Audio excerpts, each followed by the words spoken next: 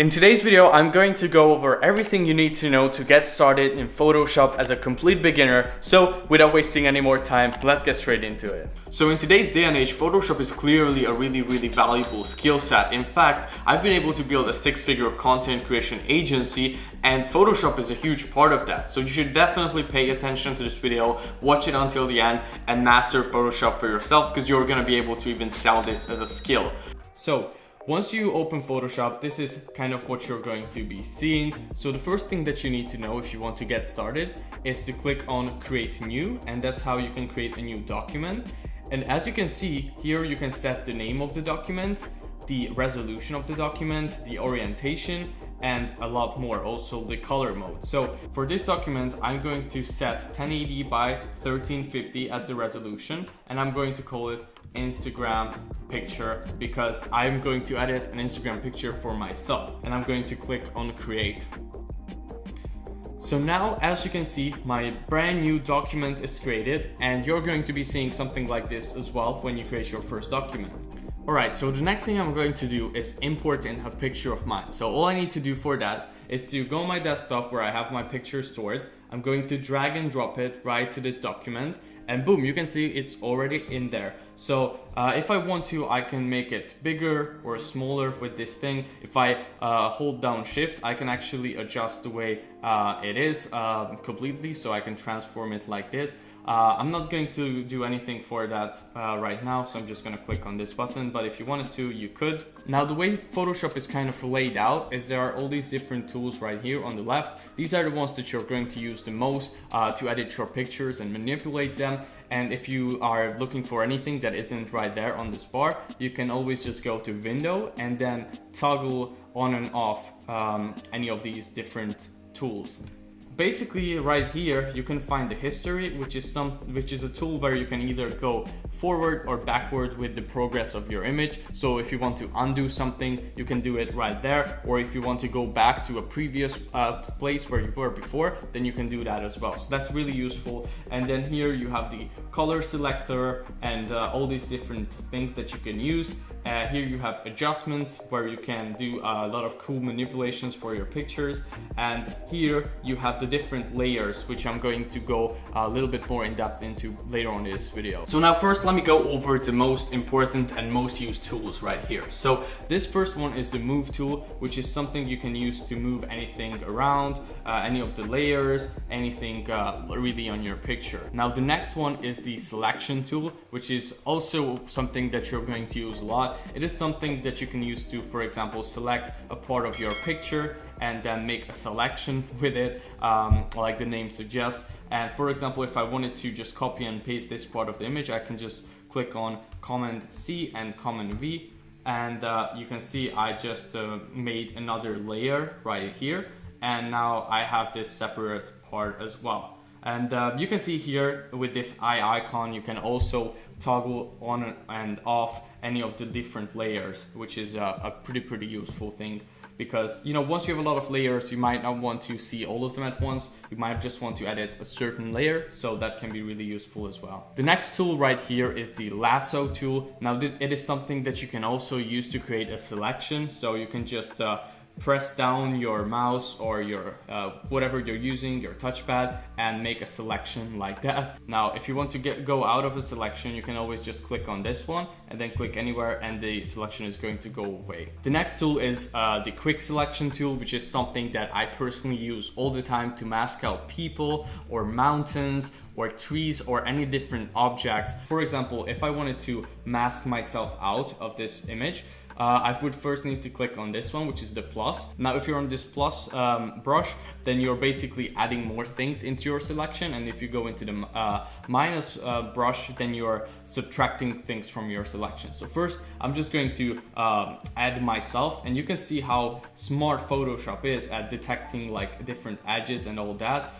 You can later on also adjust this, but you can see how it's doing a pretty good job at selecting just myself. That is it. It did a pretty good job. Now, if I wanted to do any like really precise adjustments to this selection, I could hit Q on my keyboard like this. You can see now all the parts that aren't selected are in red, and the parts that are selected are not red, obviously. So if you want to make any small tiny adjustments, you can just zoom in on your image, which you can do by either just using your touchpad or clicking Command and minus and plus.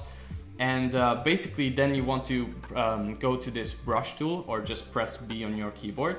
And then if you have black color selected, you're going to be adding more things to the selection by brushing over it.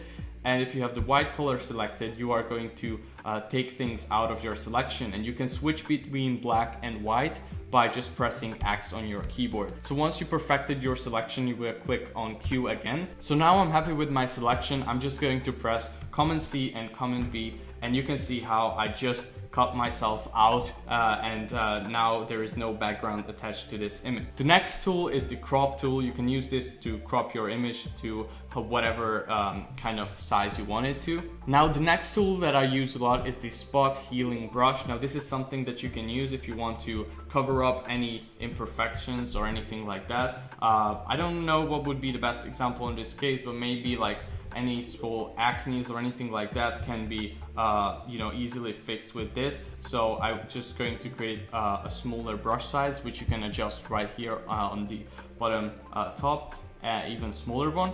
And then I'm just gonna brush over this, and you can see how it disappeared. It is a really cool tool to use if you have any stains on a shirt or any acne or anything like that you want to just cover up. The next tool is the brush tool. I kind of covered that already with the selection part, but basically this is just the brush tool. Like you can brush over things with it. It is really useful. You can use it in a bunch of different ways. Here you can actually select how big you want the size of the brush to be, the hardness of the brush to be, and the flow as well, all these different things. I think you should go ahead and experiment with it a little bit. This alone is just a tool that I could spend minutes, like tens of minutes talking on, and this is not the video for that. But if you want to learn it for yourself, do some adjustments and see how it works. But you can see how I can, brush over things with it. Now, a really cool tool that you can kind of combine with this and everything else is how the opacity of the layers work. So if you go right here to the bottom right corner and you click on opacity, you can actually change the opacity of these different layers, so you can see how it changes the whole thing. Now the next tool is the clone stamp, which is also a really useful tool to use. Basically with this you can kind of also get rid of anything on your image or cover things up. So for example, if I wanted to fix my hair on this image, you can see it's all over the place. I would go here and make my brush size smaller, and then I need to click Option on my keyboard and then take a part of the image, which I'm going to kind of like duplicate on the image. And then you can see, the object must be rasterized, that's fine.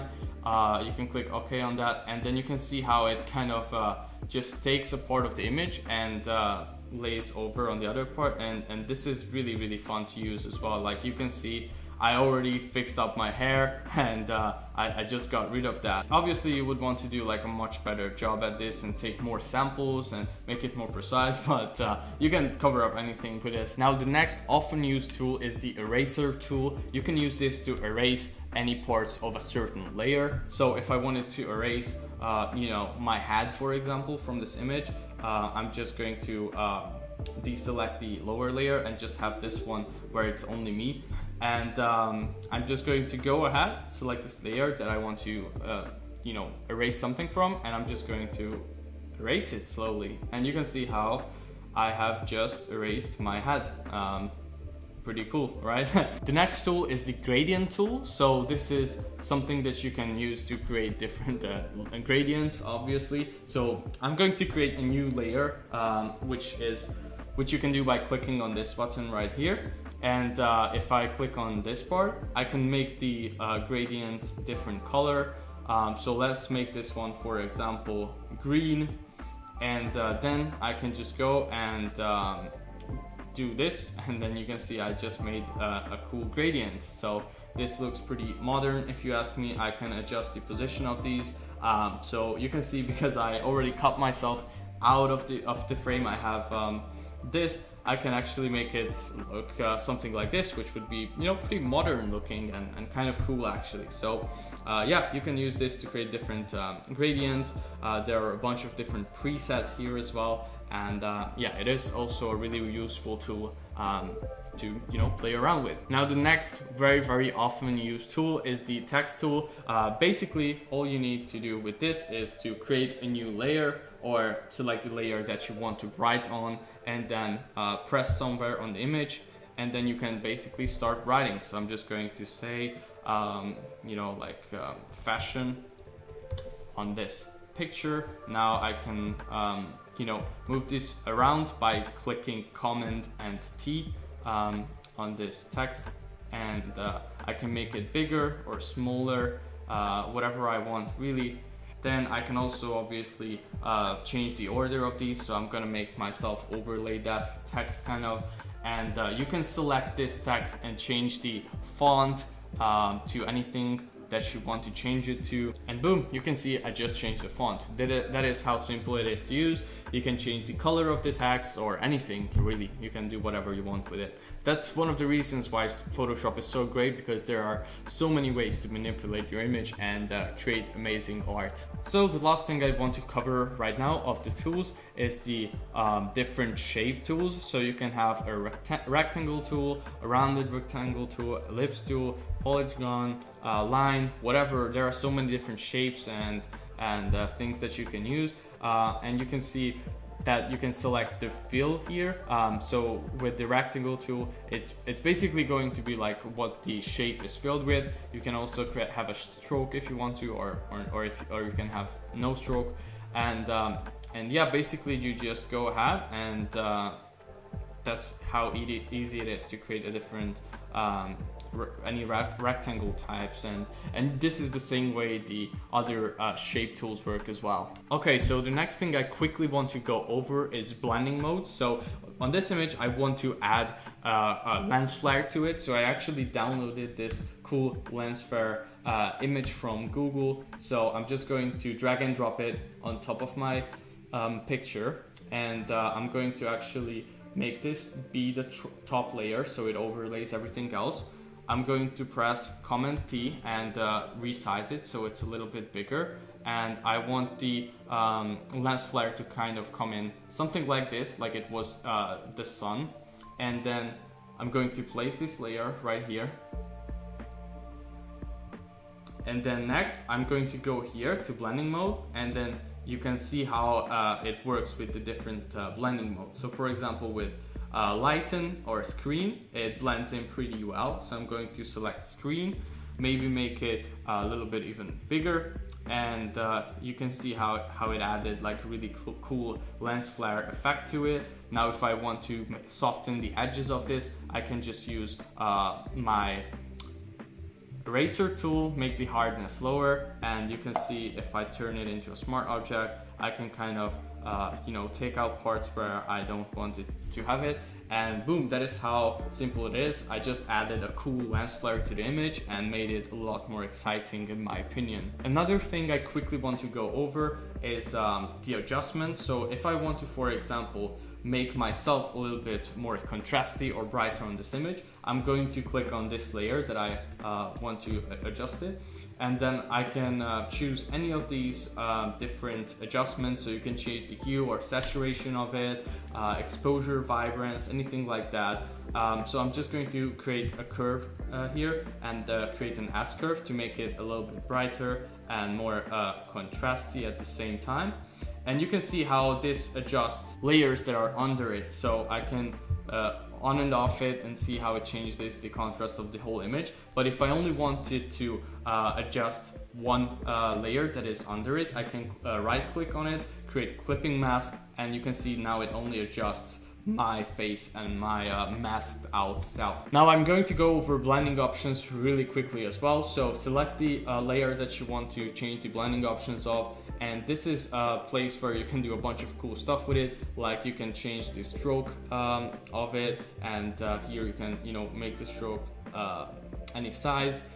You can also do like different bevel and embossing here as well to make it look like 3D kind of stuff.